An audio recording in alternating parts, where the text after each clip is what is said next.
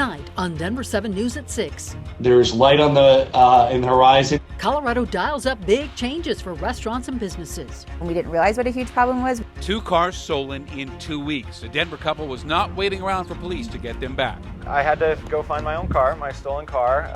Kind of a chilly day today. We have some 50s in the forecast, but also a deep freeze.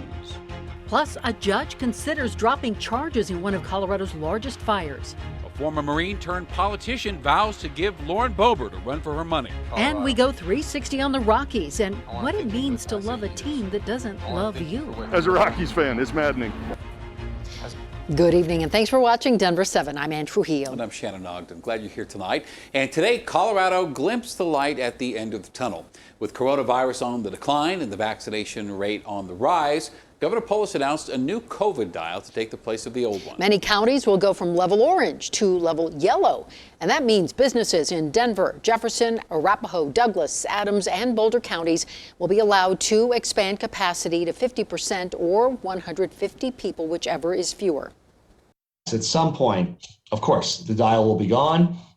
People might still be cautious, but there won't be any public measures in place to require that. Those who've had the vaccine will probably be able to fully return to everything they want to do, and those who haven't might want to be a little bit more cautious. Five-star businesses will be allowed to operate with even fewer restrictions once the state hits its goal of vaccinating Coloradans 70 and up. The new rules take effect tomorrow. Governor Polis and El Paso County leaders are going round and round tonight over using the vaccine in a timely manner. Governor's office says the county let vials sit on the shelf. The county says that never happened. The owner of the Grizzly Rose told Denver7 he only let Saturday's crowd in to avoid conflict outside. But the more Scott Derlin spoke, the more he elaborated on his frustrations with the state and Tri-County Health. Kind of address some of the... Well, one of my biggest gripes is the fact that if we were in any of our bordering states, we would be open. Colorado's got a stricter mandate than Oklahoma, Texas, so if we were in another state, maybe besides New Mexico, we'd be open. If this was in Greeley or in Weld County, we would be a lot more free to do what we want as opposed to being here in Adams County. The Grizzly Rose is closed until further notice. An isolated Grizzly Rose incident aside, Coloradans are clearly invested in beating this virus.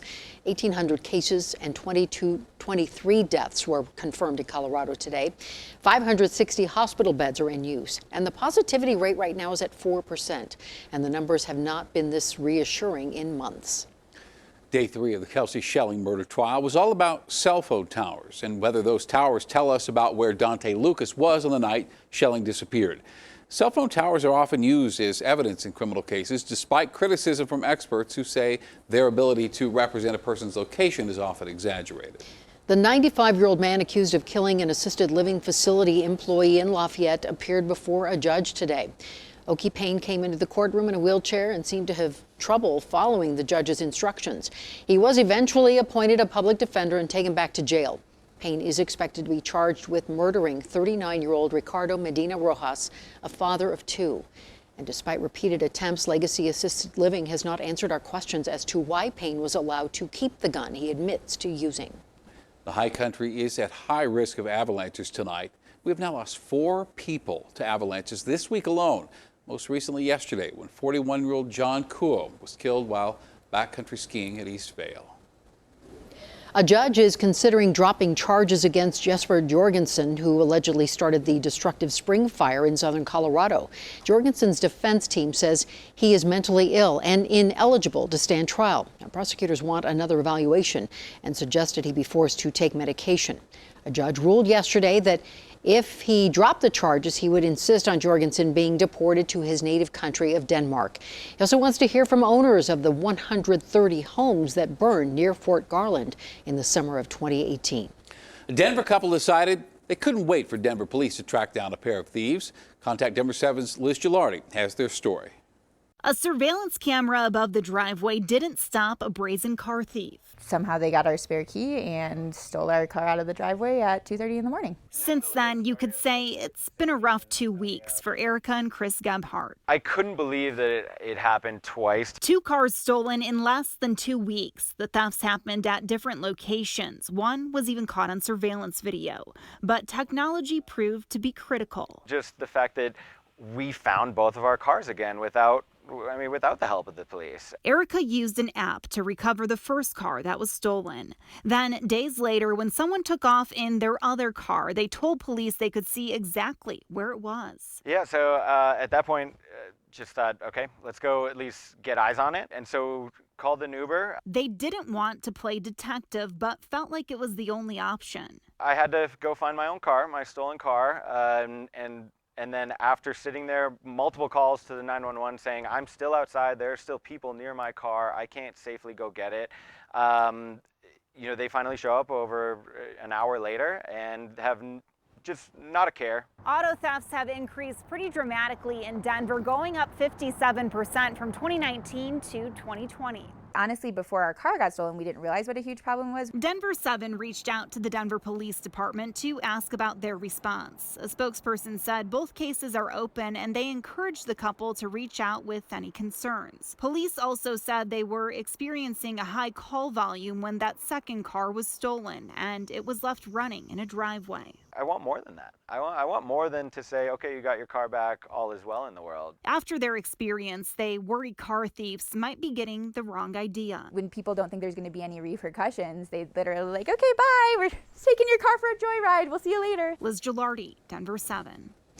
At the going rate, we may have an interview with a candidate for Congressional District 3 every day of this week and next. Tonight's spotlight is on Greg Smith, a former Marine who has spent time in Colorado for the last 13 years, but only recently moved here full time. He's also a recent Democrat, having switched parties only after witnessing Donald Trump go down that golden escalator in 2016.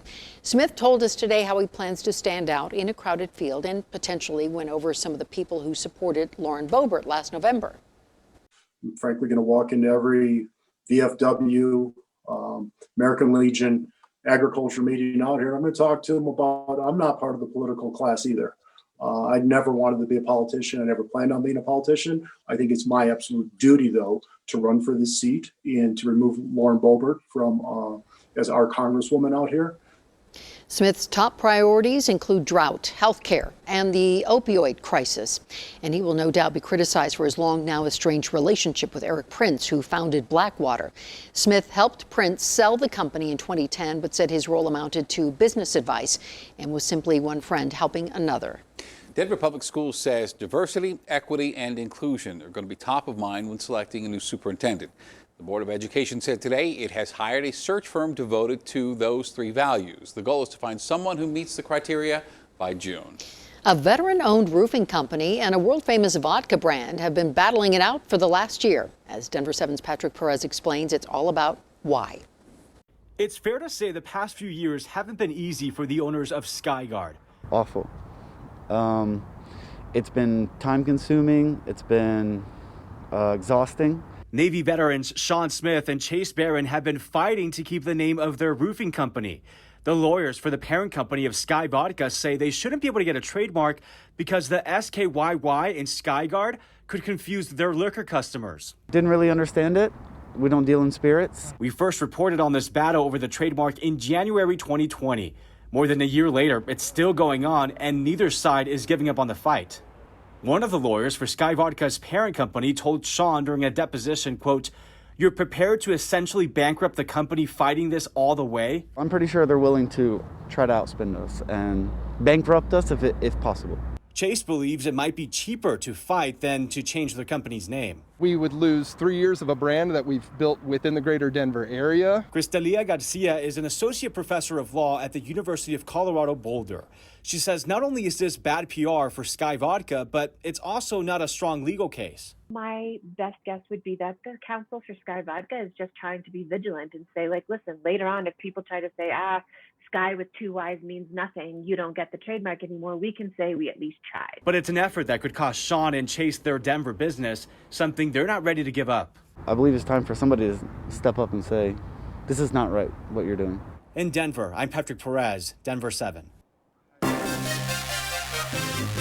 Where did you go, Nolan Arenado? A fan base turns its lonely eyes to you. We'll never win the NL West title, and that's the saddest thing of all. After the break, we go 360 on a trade terrible even by Rocky standards. It is legitimately one of the bleakest futures for any Major League Baseball team.